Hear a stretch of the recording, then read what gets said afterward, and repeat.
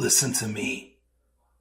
If there was a wise man who would ever think of this, they would say in order to be superior to the man, you've got to be the man.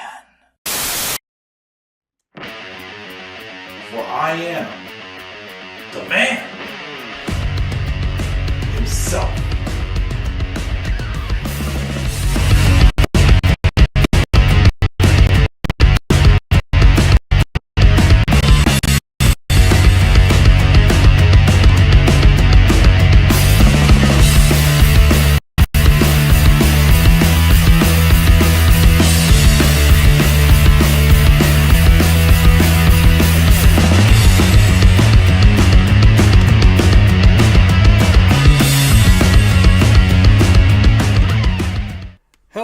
What is going on and how you guys all doing tonight? This is the Club with the Man 1993 and we are here live on this Monday evening, and I know it's during Monday Night Raw, but I gotta catch up, so this is the only time I really had tonight to catch up. So we are going to do this, make it smooth, make it effective, and we're going to get out of here. Now I'm going to go watch Monday Night Raw.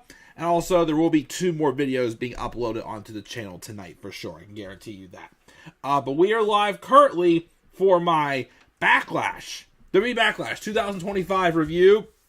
Took place this past Saturday, May 10th, 2025, at the, as I like to say it in Raj from The Big Bang Theory's accent, Enterprise Center in St. Louis, Missouri. Of course, the hometown of the one and only Mr. RKO.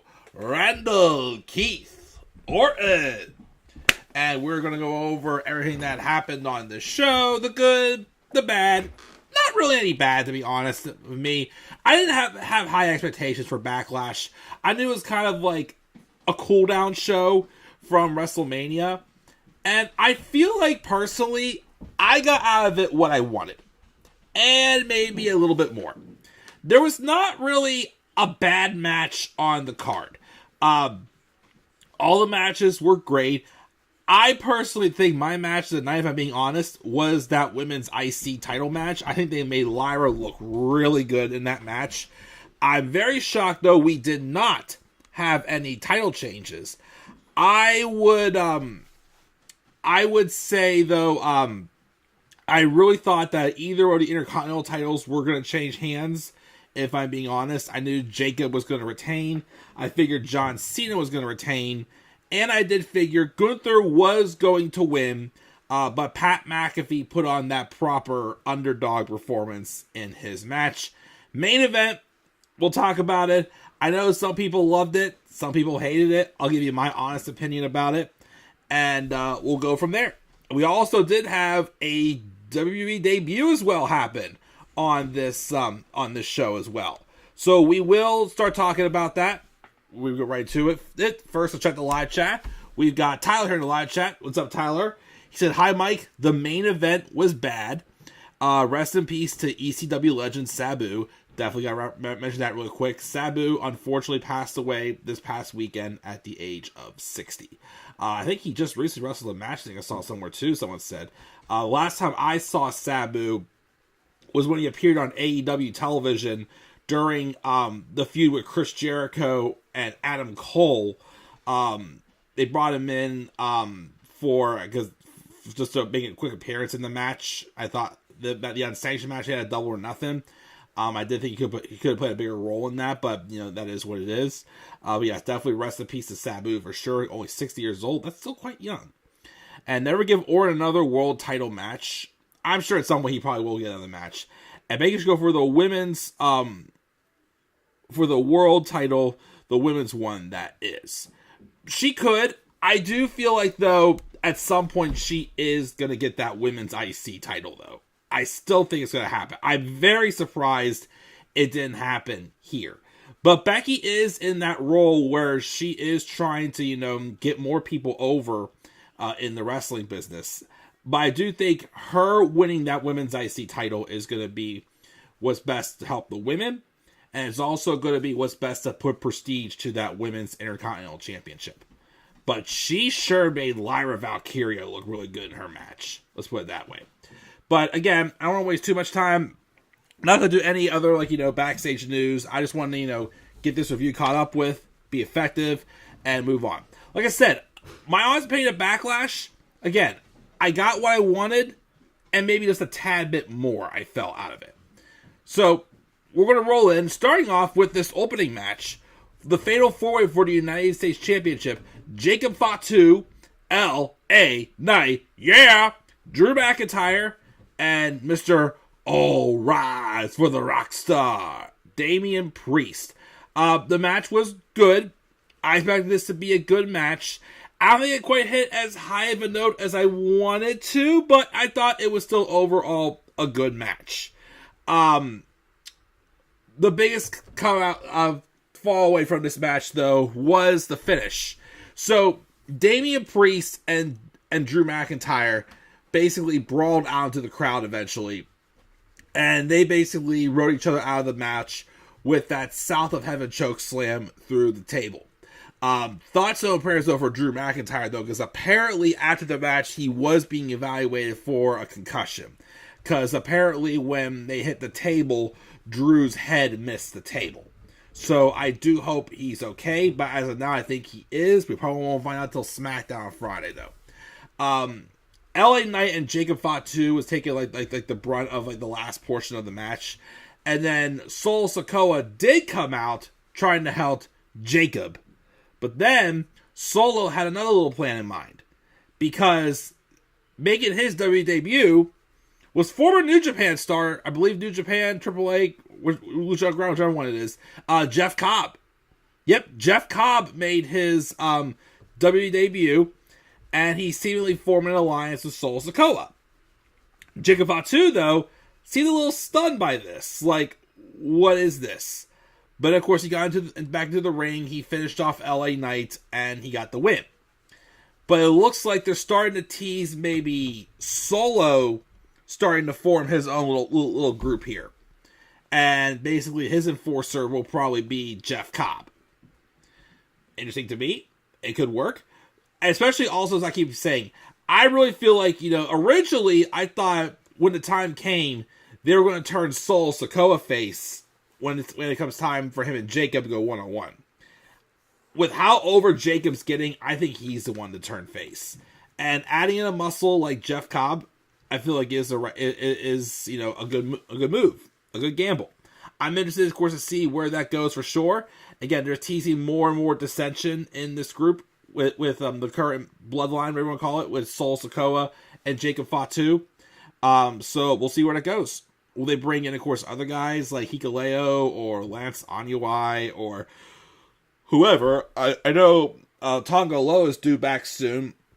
Tama Tonga, though, is hurt also, but I think he might be out just a little bit longer, but we'll see how that goes.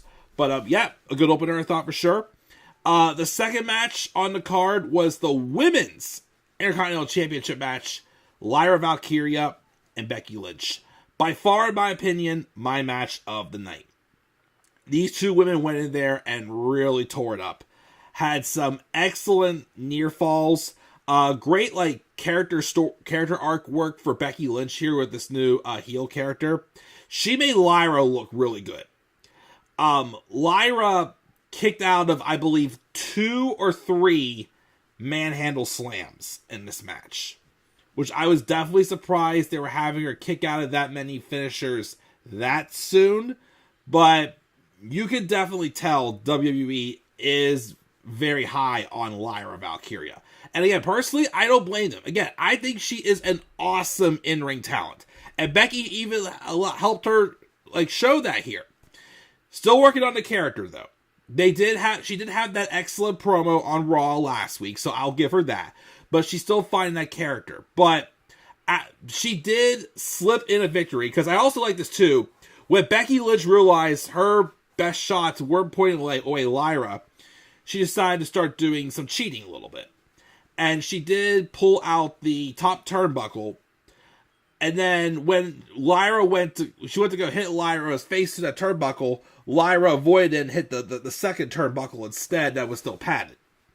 So it's like, okay, now that, and then Lyra slipped in a roll-up victory on Becky, which pissed off Becky, and she basically put her in a sharp disarm her after the match. So obviously some good character arc there for Becky Lynch. Again, I'm very surprised Lyra won, but you not only made Lyra look good, you now have like this avenue for Becky Lynch to like dig deeper in her villainous ways.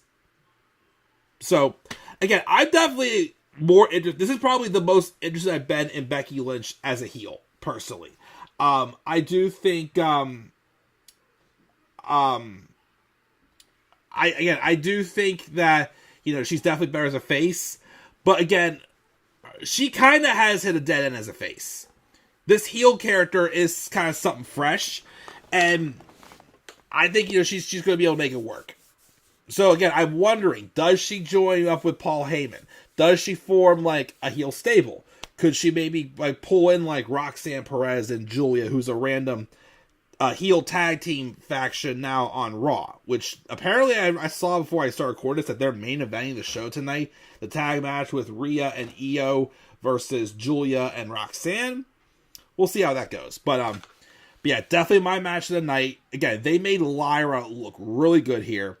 I'm going to see where what Becky does next as a heel. So, great job there. Again, my match of the night. A match that was definitely better than I thought it would be is Dominik Mysterio and Penta for the Intercontinental Championship, the men's IC title. What I really like about this match is that Dominik actually wrestled. Look, again, I get heel characters are supposed to be heels. They're not supposed to, you know, make us go, ooh and ah, like, it may amaze us.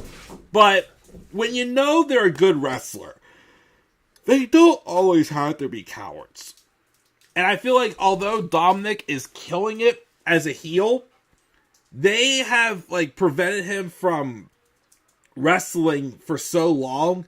We just forget how great of a wrestler he is. Him and Penta worked really well here. That, my favorite spot of the match, I would say still, is that he did that suicide dive into the DDT on Penta. Which I'm just like, let's see more of this, Dom. Like again, like you don't have to always have every single heel, like, you know, just play like, you know, the shortcuts, the mind games. If they're that good wrestling, let them wrestle. Of course, Judgment Day got involved. There was, of course, the little twist there where Finn Balor almost screwed everything up and he got ejected. But then, of course, El Grande Americano saved the day. And when the referee wasn't looking, he headbutted Penta, which led to Dom getting the victory by with the frog splash. But yeah, definitely one of Dominik's better wrestling matches, I would say we've seen in a while. He retains though, but again, Finn Balor almost screwed it all up. And how long are they going to go on with this? We'll have to wait and see. But Dominik retained there. And then we had Gunther versus Pat McAfee. And Michael Cole saying before this match he was going to be super biased towards Pat McAfee, of course, in this match. And I thought this match was exactly what it needed to be. We all knew Gunther was going to get the victory. But Pat McAfee played the perfect role as the underdog. And yes, he may have botched once or twice. Like, he did go that one time, like he tried to do, I think he was trying to do like a diving elbow on Gunther. But his foot slipped on the rope and he fell forward. But he continued on and made the botch work. And like, even like the few times where he did like the moonsaults and land on his feet and he like almost stayed steady, like, keep in mind, he has limited experience. The fact he even is doing that stuff, I think, is amazing, first off, to begin with. So, like, him, like, you know, showing that, boy, settle down! My dog, sorry. The fact that, you know, they can kind of incorporate that into the storyline where it's like, yes, he's the underdog, yes, he's not the most experienced, but it looks like that he is definitely trying to pull off the maneuvers and such. I really think that worked to his benefit in the match. He was basically playing the role again of, like, you know, taking the chops and like being the underdog and like Gunther beating the crap out of him. But Gunther had to do a ton though to put Pat away. And then of course Michael Cole. So Michael Cole, again, was being super biased in this match for Pat McAfee. He actually got off the headset and tried to get in the ring with Gunther.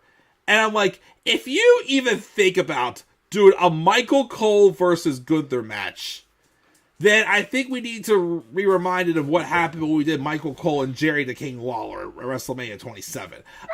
I'm sitting there thinking, if Vince McMahon was still around, he'd be making this into a match.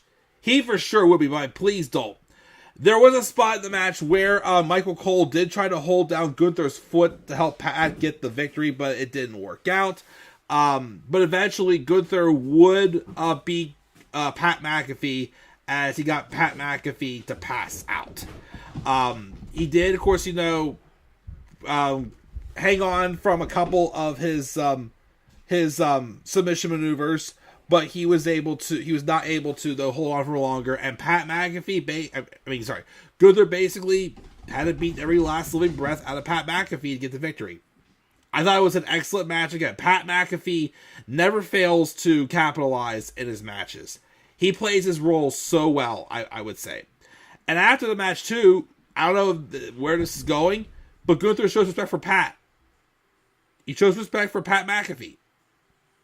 Where it's going, I don't know. I was hoping, because some people were saying that, well, maybe this will lead to a feud with like the commentators, and eventually we'll get Gunther and Wade Barrett. I still wonder if Wade will ever make his way out of retirement and come back into the ring. That would be cool to see, but I still don't think it's going to happen. But that would be cool, though. But yeah, I was surprised to see Gunther show some respect to Pat McAfee afterwards. And Gunther's done that before. He did it with Randy Orton. I forgot who else he's done it with. But he has occasionally done that show respect. We'll see, though. I did hear a rumor, though. There was a rumor first of Pat McAfee winning this because Goldberg would return and help him win. Because there's still rumors of doing Goldberg and Gunther at SummerSlam for Goldberg's retirement match. We'll see how that goes. I don't know, though, if that would have worked in this match. I mean, maybe it could have, but I think the way they did it was right. And then, of course, we got our main event. The main event. One last time, John Cena, the undisputed WWE champion, versus the St. Louis hometown hero, Randy Orton. This, of course, is the first and will be the only time these two go one-on-one, and Cena's the heel, Orton's the face. And look, I know a ton of people did not like this match. I will say this first off. I did not expect a 5-star classic. Like I said about Edge and Randy Orton, there are some greats that are going to put on good matches, but they're never going to put on a 5-star classic. John Cena and Randy Orton is one of them. I will say, though, if it hadn't been like an 8-year gap between their last match, I probably would have disliked this match even a little bit more. But I would say for what it was fine. Again, John Cena. So let's briefly talk about John Cena here. So a lot of people are saying that they think the John Cena heel turn is flubbed. And that he should just be a babyface. Let me remind you again. John Cena's... I think the problem is a lot of people are wanting like the John Cena heel character we probably would have gotten back in 2012. You know, the new music, the new look, do this and that. But unfortunately, even though Cena's turning heel now, we're not going to get a lot of time with this heel character. So what's the point of him, this is like, still his retirement tour. What is the point of him, like, getting new music and whatnot if he's basically, like, giving, like, us a big, like, FU before he leaves after how he's been treated for 25 years of his career? Like, he's purposely not putting on great matches because all he cares about is winning. That's all that matters is winning. He did do more, like, wrestling in this match than we had at WrestleMania with him and Cody. But I feel like you kind of had to give this one a little bit more wrestling because it has a history to it. There were some stuff, though, that was definitely overdone in this match, not going to lie. There was how many referee bumps, how many RKOs. There was Randy Orton kicked out of several AAs. I'm sorry, the AA has to not be a finisher anymore. John Cena has had too many people kick out of that AA way too many times. And a finisher of hitting someone in the face with a championship is not going to cut it, in my opinion. That's just a little lame, not going to lie. But yeah, there was several referee bumps, several moments where Randy Orton had obviously won the match. And then there came a time at the end where Randy had hit the RKO, nobody was around, no referee. Randy clearly had the match won how many times. But they had Nick Aldis and security come out, and Randy snapped and hit an RKO on Nick Aldis and all the security. I still think with how many times Randy Orton's RKOing Nick Aldis, I think that's a match soon to happen. Randy Orton versus Nick Aldis. Because Randy's been getting screwed out of a lot of things. His WrestleMania match with Kevin Owens, of course, his moment with Joe Hendry made up for it. And now he definitely had Cena beat at least 2 or 3 times in this match, but still didn't win it. And then when nobody was looking, John Cena hit the low blow and then hit Randy face the title. And that's always Cena can win right now. And he won the match.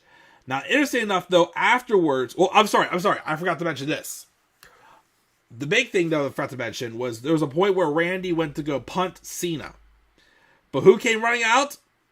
John Cena's #1 fan, R-Truth. When I saw R-Truth do this, I thought to myself, there's no Travis Scott here. You would think Travis Scott would have showed up, but he didn't. But R-Truth showed up. I'm like... R-Truth should have been the one to help Cena win a title at Mania. Not Travis Scott. Especially if The Rock bowed out of this. But John Cena does win, thanks to help from R-Truth, even though on the post-show afterwards. So, people are talking about this, how after the match, we'll see a little promo after the match. But he also started to show a little bit of, regret. Obviously, realizing, oh my gosh, what have I become? Basically. But at this point, the damage is done. So that's teased of him fighting this demon he has, but at the same time he can't overcome it. Which I think is a very interesting twist to his heel character. Like I said again, the whole story of John Cena's heel character is the fact that he hasn't won a match in how long. So obviously, this is his last run, his last chance to be on top. Now that he's on top, he's desperate to stay on top. So why wouldn't he do what he's doing now? But I feel like especially if he is showing that softer side of him, that's why I say you really, really have to consider having his final match when John Cena drops that championship. I think you gotta really humble him and get him to say, I quit. I feel like that's the only way you can get the belt off of Cena is by having him say, I quit, and humbling him. And that could be what turns him face before his career ends. Like I said, we're never gonna get the John Cena heel character we've all wanted. This is probably the best it's gonna get, with him playing desperation. If this was longer term, he has a few more years left, then yes, probably would have gotten new theme song, new look, all this and that, but he's basically, being what we've all have despised for years. And of course, yes, afterwards, during the press conference, he tried to, be a little more open with the fans, but then R-Truth interrupted, and, he said something that pissed Cena off, something about that, I'm still your fan, people say you can't wrestle and you suck. And he got up and he was like, Ron, you've crossed the line. Don't say another word or there'll be repercussions. Truth barely opened his mouth, and he got hit with an AA through the table. Which I'm assuming means we're going to be getting John Cena versus R-Truth at Saturday night's main event. They did announce Jey Uso versus Logan Paul on the show, by the way, as well for Saturday night's main event. So we're probably going to get John Cena and R-Truth. Cool with me. I was going to say, if this didn't happen here, maybe do a tag match where it's John Cena and R-Truth versus Randy Orton and Cody Rhodes or something like that. But I'm pretty sure they're not going to waste the same people too many times on John Cena with the handful of matches he has left. But that was Backlash. Again, kind of flew through it because I do want to get upstairs and watch Raw. I gave the show a B+. Excellent wrestling. Some moments there was storytelling, like R-Truth. Even though there was some things that were a little ridiculous in that main event, I was fine with it personally. It's not going to be a match of the year candidate for me, but I was fine with it. Gunther and Pat McAfee was exactly how it was. Becky and Lyra stole the show. Everything else was great. We also had Jeff Cobb's debut, so I gave the show a B+. Backlash for me gets a B+. In the live chat, Tyler says, can Rhea just go away from the women's world title scene? May not anytime soon, who knows. How the hell does Omos still have a job? Yeah, because isn't he doing stuff for like Noah in Japan? So I don't know when he's coming back, or if he ever is. And Judgment Day need to go. Yes, I agree. But yes, again, that was just a quick review of Backlash. I will also tonight be uploading. I did do my review for the Damian Priest 24 special, which is the last 24 documentary to review on his channel. So that completes that series. And I also have another Wolfenstein commercial to upload as well. So guys, I'm going to check out, go upstairs and watch Raw. What are your thoughts on Backlash? Gonna give it a B+. Becky and Lyra stole the show. You guys thoughts down in the comments section below. Slap a like on the video and subscribe for more content on my channel. Follow me on Twitter as well at the Club of the Man 93. You can also follow me on Instagram at the Club of the Man 1993. Until then, guys, I'm checking out. I'll catch y'all later. Have a great rest of your night. And do not forget, in order to be superior to the man, you've got to be the man. And for I am the man himself. And that is not just the pain, my friends. That is a fact of life. Yeah!